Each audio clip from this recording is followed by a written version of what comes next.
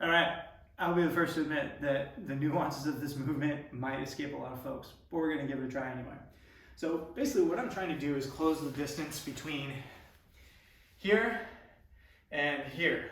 And you can see, even when I'm pushing myself back, I have a lot of space. So that's a couple of things. That's the tightness of my tricep, but then also this ability here. So if I go here, I can even get a little bit further. As I go like this, you can see it push away just a little bit. So we're kind of working against our own grain, pushing this like so, and then smushing it back. Depending on where you're tight, just doing this, I feel this in the elbow, across the wrist, all sorts of stuff. If you're tight, you're gonna feel this in a lot of different places. If you're not tight, there is a corresponding element to this, and you may be pushing your hand all the way to the shoulder going like, I'm not sure what you're talking about. The second part of this is gonna be just for you, okay? So let's set this up. Laying face down. I like to think of starting with my hands out in front and then sliding them into place. Okay, I've gone a little too far. I overcorrect. I correct by putting my elbows down, and now I'm locked in. This is where I want to be. If I unload my elbows, sometimes people get here and it's like, well, I don't feel anything. Yeah, you need to put your elbows down and then try and push your shoulders down to the ground. Nice wide handprint. Settle in. Okay, this is a stretch portion. If you're stretchy and you're flexible, you might not feel anything. I can feel this across the bones of my wrist, my elbows. This is a good stretch for me. Now, the second part is very subtle because it's not going to look like I'm doing anything at all, but let's give it a try. So imagine that my head completely collapses down to the ground.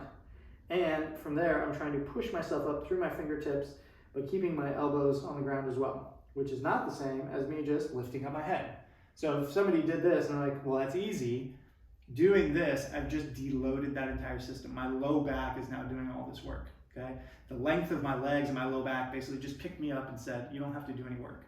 I'm trying to maintain all that pressure. So I have a heavy head, I have a heavy chest, I'm pushing through my fingertips and trying to get a bit of elevation. You may not be able to see it, but both of my elbows start to shake immediately because I'm pretty weak at this range. Imagine my tricep is trying to extend, my elbow is trying to extend, but it can't because it's just too damn hard. Now, if you were really, really strong, you could take this all the way through, up into a tricep push-up. I'm not there. Maybe if I was super warm, I could pull it off, but right now that ain't happening. And as I hold this for, let's say, 15 or 20 seconds, I can start to feel the tension start to build up right through here, which is exactly what we want. We want to basically get stronger and stronger at this end range so that we can get out of long range elbow flexion. I'm sorry, in this case, I was in flexion going into extension. So I'm settling down, I hold, and then I push away.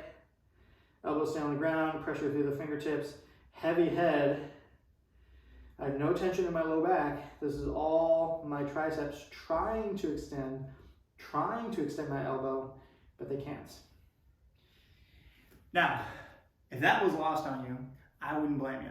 But I have found disproportionately so much benefit here, and especially for those that got sticky, wonky elbows, that I encourage you to give this a try. And if you're very, very flexible through your elbows, you might find some great stability here that's lost from your kind of ordinary fitness equation. So give it a try, shoot me notes. This is gonna be one of those more elusive movements.